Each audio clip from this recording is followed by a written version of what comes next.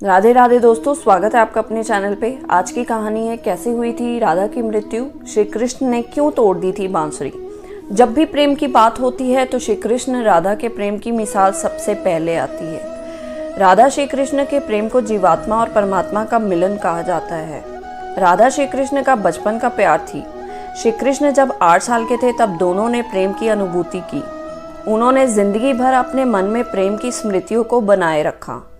यही उनके रिश्ते की सबसे बड़ी खूबसूरती है। कहा जाता है कि श्री कृष्ण को केवल 2 ही चीज़ें सबसे ज़्यादा प्रिय थी।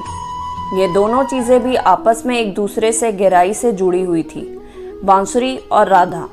कृष्ण की बांसुरी की धुन ही थी जिससे राधा श्री कृष्ण की तरफ खींची चली गई। राधा की वजह से श्री कृष्ण बांसुरी को हमेशा अपने पास ही रखते थे। भले ही श्री कृष्ण और राधा का मिलन नहीं हो सका, लेकिन उनकी बांसुरी उन्हें हमेशा एक सूत्र में बांधे रही। श्री कृष्ण के जितने भी चित्रण मिलते हैं उनमें बांसुरी जरूर रहती है। बांसुरी श्री कृष्ण के राधा के प्रति प्रेम का प्रतीक है। वैसे राधा से जुड़े कई अलग अलग विवरण मौजूद हैं, लेकिन एक प्रचलित कहानी नीचे दी गई है। भगवान श्री कृष्ण से राधा पहली बार तब अलग हुई जब मामा कंस ने बलराम और कृष्ण को आमंत्रित किया। वृंदावन के लोग ये खबर सुनकर दुखी हो गए। मथुरा जाने से पहले श्री कृष्ण राधा से मिले थे। राधा कृष्ण के मन में चल रही हर गतिविधि को जानती थी। राधा को अलविदा कहकर कृष्ण उनसे दूर चले गए। कृष्ण राधा से ये वादा करके गए थे कि वो वापस आएंगे, लेकिन कृष्ण राधा के पास वापस नहीं आए। उनकी शादी भी रुक्मणी से हुई।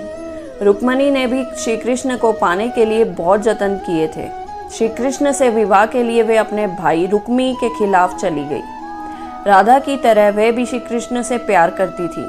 रुक्मणी ने श्री कृष्ण को एक प्रेम पत्र भी भेजा था कि वे आकर उन्हें अपने साथ ले जाएं। इसके बाद ही श्री कृष्ण रुक्मणी के पास गए और उनसे शादी कर ली।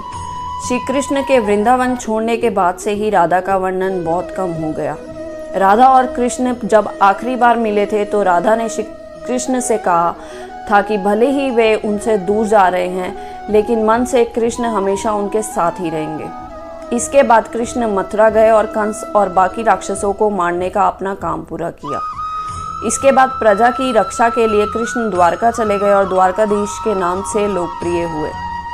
जब कृष्ण वृंदावन से निकल गए तब राधा की जिंदगी ने अलग ही मोड़ ले लिया था। राधा की शादी एक यादव से हो गई।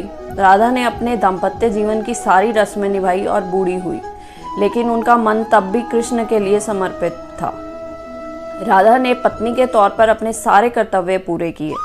दूसरी तरफ श्री कृष्ण ने अपने दैवीय कर्तव्य निभाए। सारे कर्तव्यों से मुक्त होने के बाद राधा आखिरी बार अपने प्रियतम कृष्ण से मिलने गई। जब वे द्वारका पहुंची तो उन्होंने कृष्ण के रुक्मणी और सत्यभामा के से विवाह के बारे में सुना, लेकिन वे दुखी नहीं हुई। जब कृष्ण ने राधा को देखा तो बहुत प्रसन्न हुए। दोनों संकेतों की भाषा में एक दूसरे से काफ़ी देर तक बातें करते रहे। राधा जी को कान्हा की नगरी द्वारका में कोई नहीं पहचानता था। राधा के अनुरोध पर कृष्ण ने उन्हें महल में एक देविका के रूप में नियुक्त किया। राधा दिन भर महल में रहती थी और महल से जुड़े कार्य देखती थी। मौका मिलते ही वे कृष्ण के दर्शन कर लेती थी, लेकिन महल में राधा ने श्री कृष्ण के साथ पहले की तरह का आध्यात्मिक जुड़ाव महसूस नहीं कर पा रही थी। इसीलिए राधा ने महल से दूर जाना तय किया। उन्होंने सोचा कि वे दूर जाकर दोबारा श्री कृष्ण के साथ गहरा आत्मीय संबंध स्थापित कर पाएंगी।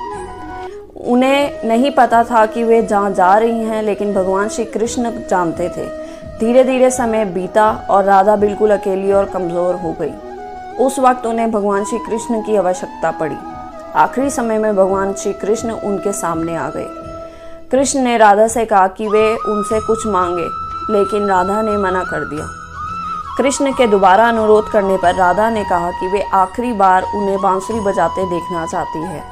श्री कृष्ण ने बांसुरी ली और बेहद सुरीली धुन में बजाने लगे। श्री कृष्ण ने दिन रात बांसुरी बजाई जब तक राधा आध्यात्मिक रूप से कृष्ण में विलीन नहीं हो गई। बांसुरी की धुन सुनते सुनते राधा ने अपने शरीर का त्याग कर दिया। हालांकि भगवान कृष्ण जानते थे कि उनका प्रेम अमर है, बावजूद वे राधा की मृत्यु को बर्दाश्त नहीं कर सके। कृष्ण ने प्रेम के प्रतीकात्मक अंत के रूप में बांसुरी तोड़कर झाड़ी में फेंक दी।